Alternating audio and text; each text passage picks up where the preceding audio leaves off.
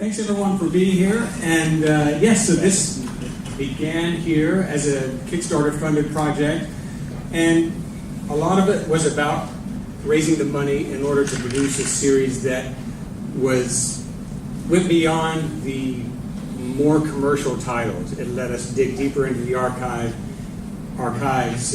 but it was our partnership with the Library of Congress that really allowed us to get an unexpected wealth of film to choose from. And it was a pleasure to have these films made available to us, have the resources of the Kickstarter campaign to give us the room to free ourselves of most commercial considerations, and the support of Kino Lorber to basically do this project and do it right. And I wouldn't say spare no expense, but it allowed us to expand this from what was going to be a 5-disc set to a 6-disc set. And I promise you, every disc is maxed out with films. In fact, we were calculating the minutes to see how many films we could put on here, because to us it was essential that we not just have the greatest hits of women directors of the silent era, but show films that otherwise are not going to be seen, the fragments, the lesser-known features, and the filmmakers whom we know very little about, because that's how you get a full perspective of this movement. And I'm very proud to feel like I've contributed something to sort of laying a foundation upon which academics, just fans, and film preservationists, and people who are, do film restoration can build on and add to, so that this knowledge continues to expand and we learn more about it. Because as you'll see when you watch the films, they are really fascinating films, and in a lot of ways they defy your expectations of what you think women directors of the 1910s would be producing.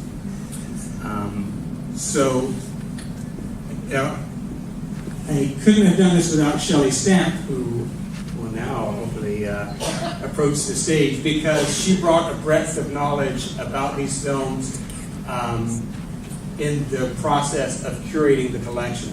And it was nice to have her insight and also her knowledge of what is at the various archives. So she deserves the lion's share of credit for the composition of what's in this collection. And before she steps up, I would, again, run down the whole list, but I would like to thank all the composers who participated and contributed scores to the films.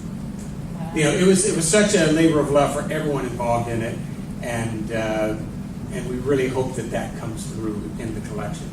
So Shelley, please come up and tell us.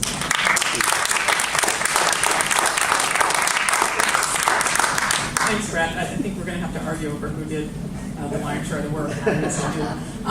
It's been really one of the great honors of my life to curate this series, to work with Brett, who has done an extraordinary job supervising the restorations of these films, commissioning scores, putting everything together, putting together extraordinary featurettes that give us insight into the history. It's been a privilege to work with the Library of Congress, to work with the Women's Film Preservation Fund. It's really been an extraordinary partnership. So the films that are in this collection chart an extraordinary range of women's filmmaking in the early years, deliberately so. So there's a huge range of film genres on this set. There's comedies, there's westerns, there's melodramas, there's action-adventure films. There's a huge range of kinds of films. There's shorts, there's features, there's ethnographic films, there's amateur films, there's film fragments, as Brett said. We felt it was very important to show films that don't survive in their entirety, that are in bad shape, so that you can see the full scope of what women did. And then the other scope I think that it charts is the different contexts in which women worked. So many of the films on the set were made by women working at Hollywood studios. The 2 films that we're going to see tonight were made by women working at Universal. But we also have a range of other kinds of production contexts. So we have films made by women working at their own studio. Alice E. Blaché in Fort Lee, New Jersey. Nell Shipman in remote northern Priest Lake, Idaho, Marion Wong in Oakland, California.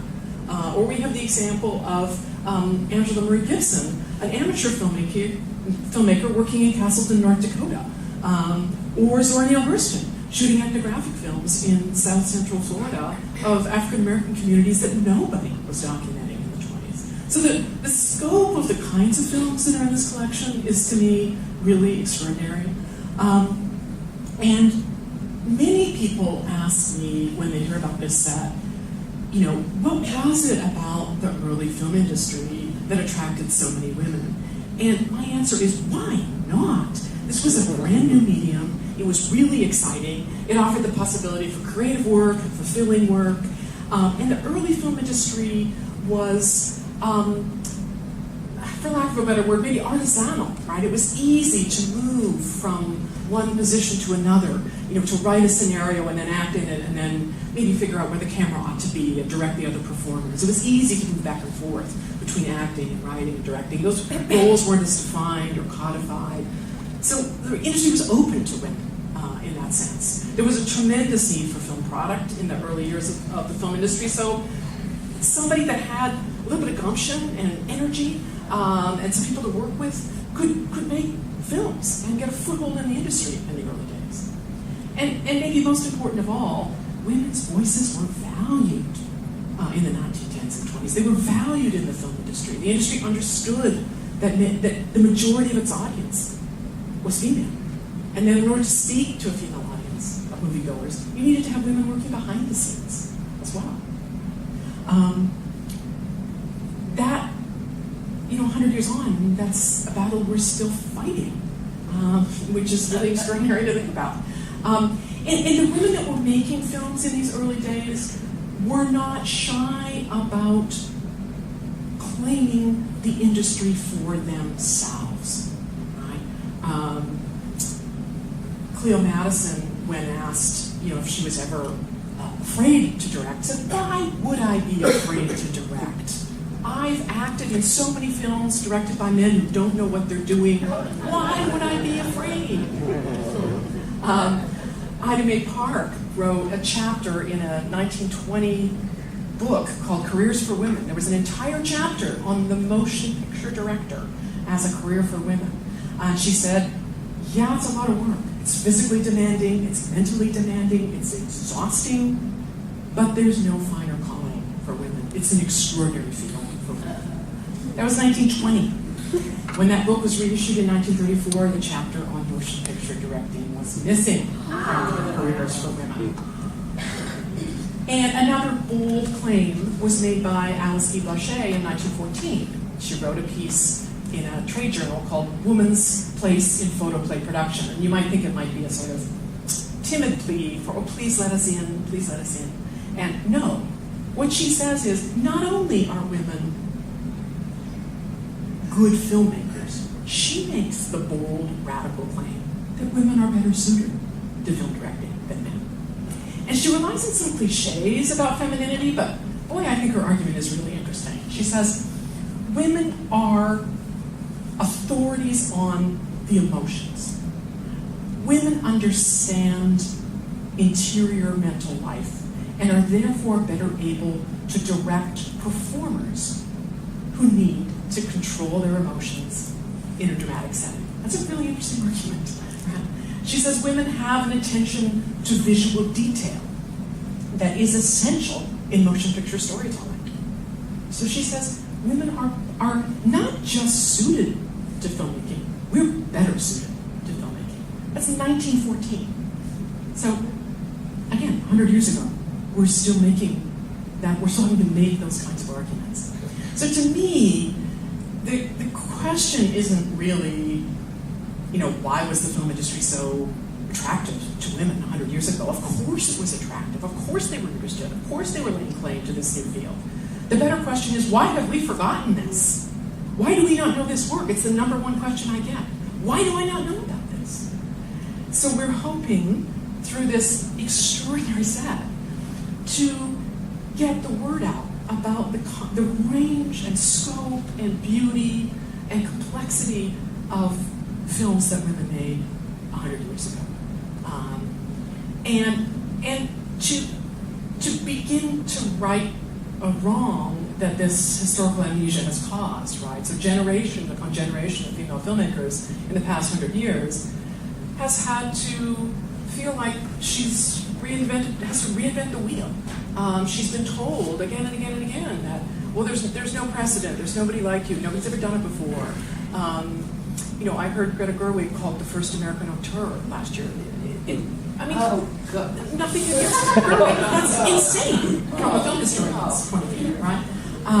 So we're hoping that this set helps to really fill in the picture of the extraordinary work that women did in filmmaking 100 years ago. So tonight we're going to show you two brief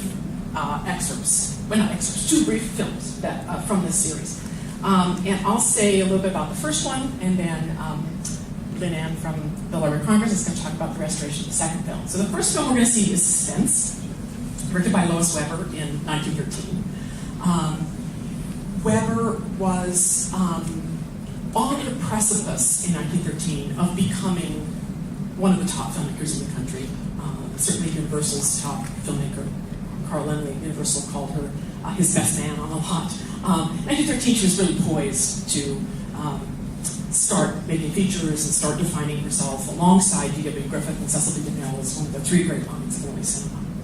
What you see in Suspense, one of her short films, is Weber taking on what by then would have been a very well-known formula, the last-minute rescue formula, most associated with D.W. Griffith. A formula where a woman or two or three women are trapped alone in some remote house or location that is beset by intruders, and they're rescued at the last minute by a father or a boyfriend or police or some combination of all of the above, right? Spoiler alert. So Weber is taking on this extremely well-known formula, and in calling her film Suspense, giving it a sort of generic name, she's letting us know that she's playing with the formula, right? She's letting us know that. And this is an absolutely virtuoso film for 1913. There aren't many films from 1913 that look like this. Absolutely extraordinary compositions. Watch for moving camera work, watch for mirror compositions, watch for overhead compositions, watch for triptych split screens. This is a really virtuoso performance. So she's taking on a formula associated with D.W. Griffith and saying, hey, look what I can do. So the story isn't that different. Cinematically, this is an absolute virtuoso performance. So that's the first film we're going to see, Suspense. And the next film we're going to see is When Little Lindy Sang, which was made by one of Weber's contemporaries at Universal, Lulu Warrington. And what's interesting about Weber is she became Universal's top director in the 1910s, but she was not alone. There were many women making films at Universal in the 1910s, many of whom are collected on our set. Film historian Mark Garrett Cooper counts 170 films released by Universal in the 1910s, directed by women. They're called the Universal Women. And Universal took great pride in the women that were making films at Universal. They considered the beauty and the brains behind the scenes at Universal City a key selling point of their studio. Really extraordinary to think about.